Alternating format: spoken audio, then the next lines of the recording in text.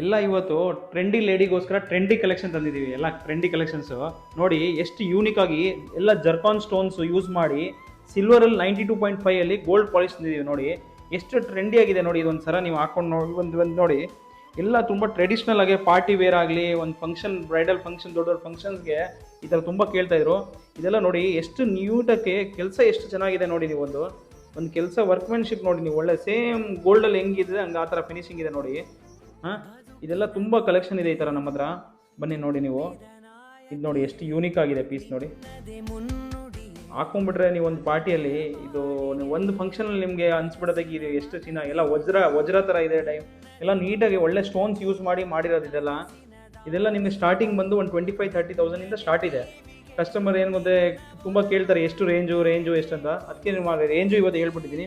25,000-30,000 starting range ಇದೆಲ್ಲ. Necklace ಇದೆಲ್ಲ ತುಂಬ ಪ್ಯೂರ್ ಸಿಲ್ವರ್ 90